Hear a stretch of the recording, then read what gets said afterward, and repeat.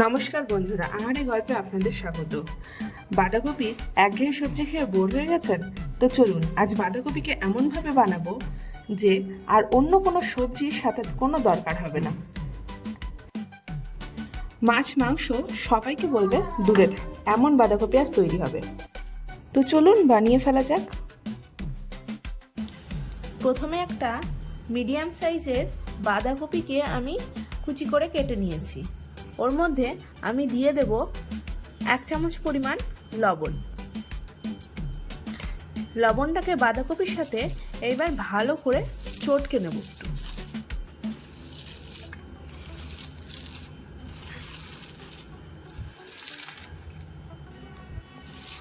দেখুন, বাঁধাকপিটা এইভাবে ভালো করে একটু ডলে ডলে চটকে নেবেন, তাহলে বাঁধাকপির ভেতরে যে জলটা সেটা অনেকটাই বেরিয়ে যাবে বাঁধাকপি থেকে।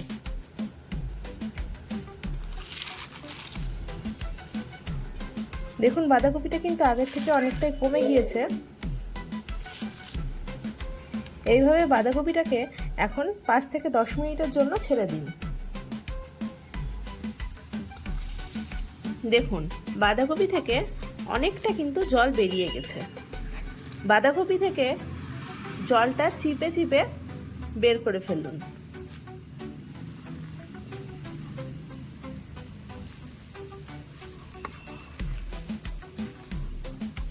যে জলটা বেরিয়ে গেছে সেটার কোনো দরকার নেই, জলটা ফেলে দিন।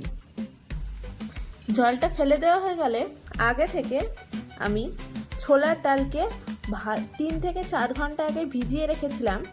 সেই ডালটাকে আমি একটু আদা আর 3-4টে কাঁচা লঙ্কা দিয়ে ভালো করে বেটে নিয়েছি।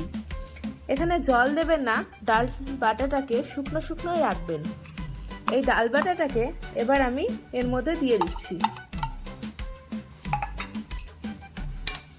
এইবার এই বাঁধাকপির সাথে ডাল বাটাটাকে ভালো করে মেখে নিতে হবে।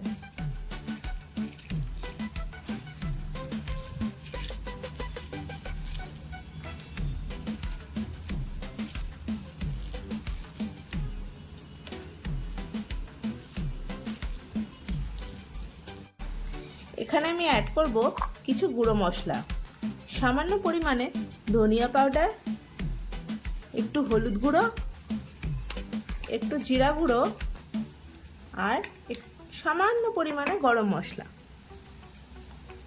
এর সাথে দিয়ে দেব 2 বড় চামচ বেসন।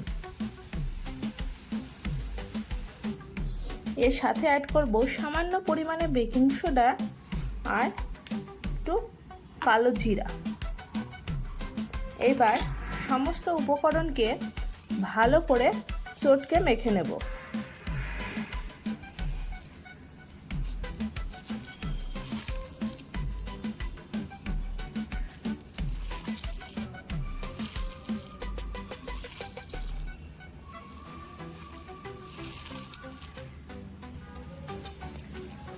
যেহেতু আমি আগে একবার লবণ দিয়েছিলাম, আমি একটু বেশি করে লবণ দিয়েছিলাম প্রথমে, সেই জন্য পরে আর আমি লবণ ব্যবহার করিনি।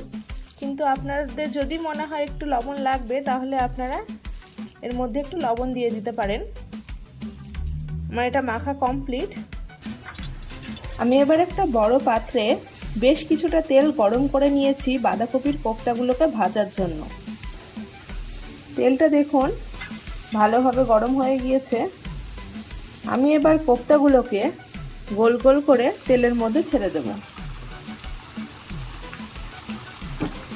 এই সময় তেলের হিটটা মিডিয়ামে রাখবেন।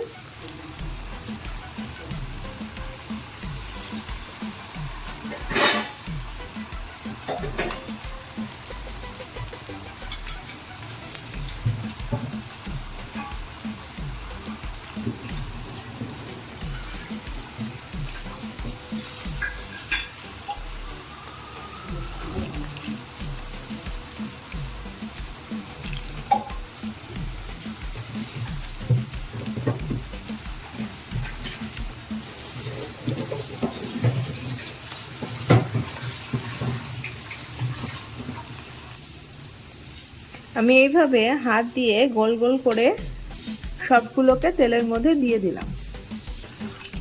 লো টু মিডিয়াম হিটে গ্যাসটাকে রেখে কোপ্তাগুলোকে ভালো করে লালচে করে ভেজে নিন।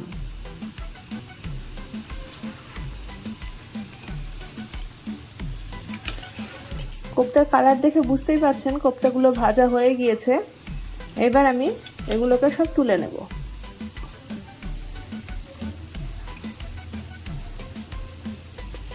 বড়াগুলো আমার ভাজা সব কমপ্লিট। দেখুন লাল লাল করে বেশ ভেজে তুলে নিয়েছি। আবারও আমি কড়াই গরম করে নিয়েছি, তাতে ঢেলে দিলাম সরিষার তেল। এর মধ্যে দিয়ে দেবো একটা তেজপাতা, একটা শুকনো লঙ্কা আর কিছু গোটা জিরা। আপনারা চাইলে এখানে গোটা গরম মশলাও ব্যবহার করতে পারেন। এর সাথে এখানে দিয়ে দেব 1 চামচ পরিমাণ চিনি।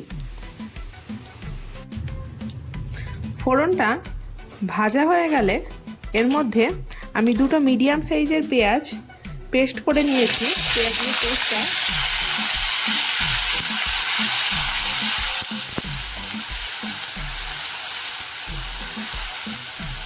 পেঁয়াজের পেস্টটাকে এর মধ্যে আমি দিয়ে দিলাম।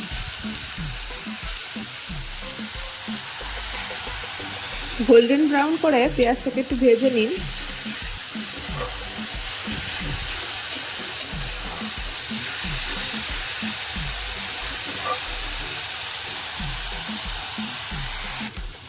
পেঁয়াজ তেলটা ছেড়ে দিয়েছে।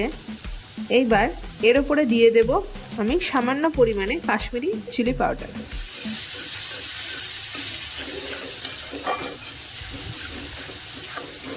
এই তেলের ওপরে রেড চিলিটা দেওয়ার ফলে তরকারি কালারটা কিন্তু সুন্দর আসবে।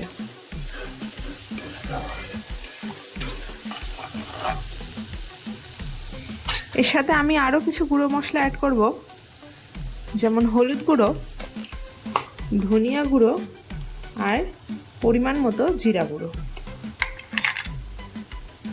আবারও মশলাটা একটু নাড়াচাড়া করে নিচ্ছি।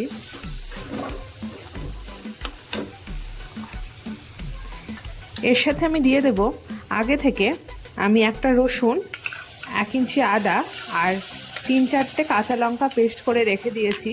সেই পেস্টটাকে আমি এর মধ্যে দিয়ে দিচ্ছি।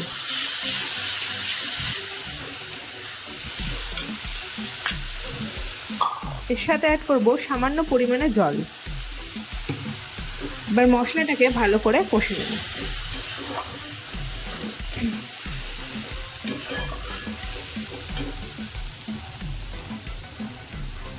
সাথে অ্যাড করে দিলাম 1 চামচ পরিমাণ লবণ। লবণটা কিন্তু বুঝে সুঝে অ্যাড করবেন, কারণ আগে কোপ্তাতে লবণ দেওয়া আছে।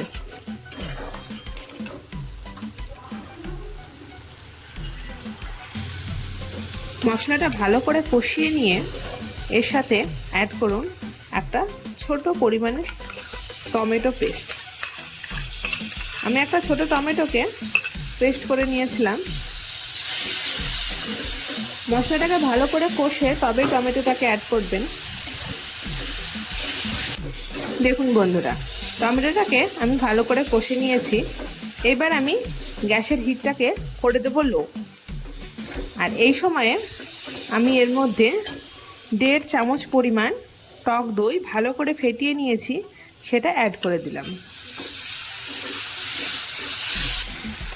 দইটা অ্যাড করার সাথে সাথে কিন্তু ভালো করে নাড়তে থাকবেন। আর গ্যাসের হিটটা কিন্তু অবশ্যই লোতেই রাখবেন, নইলে দইটা কেটে যেতে পারে।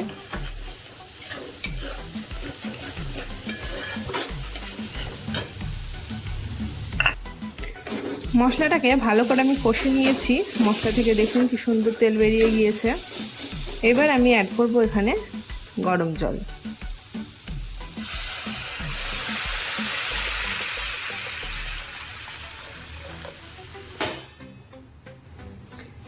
জলটা এবার ফুটে উঠুক। আমি ঢেকে দিচ্ছি ঢাকনা দিয়ে।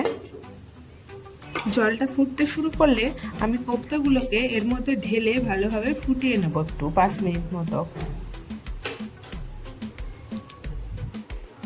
দেখুন ঢাকনাটা আমি খুলে নিচ্ছি। ঝোলটা অনেকটাই শুকিয়ে গিয়েছে। আমি সামান্য একটু ঝোল রাখবো, কারণ এই কোপ্তাগুলো ঠান্ডা হওয়ার পরে আরও ঝোল টেনে নেবে। এর ফলে গ্রেভিটা আরও শুকিয়ে যাবে, সেই জন্য এইটুকু ঝোল রাখার দরকার। আমি ওপর থেকে এইবার একটু ছিটিয়ে দেব সামান্য পরিমাণে গরম মশলা।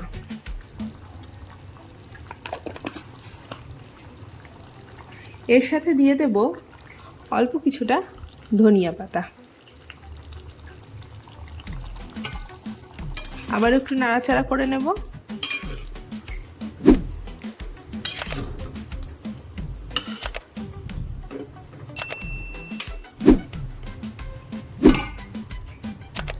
দেখুন আমার বাঁধাকপির কোপ্তা কারি কমপ্লিট।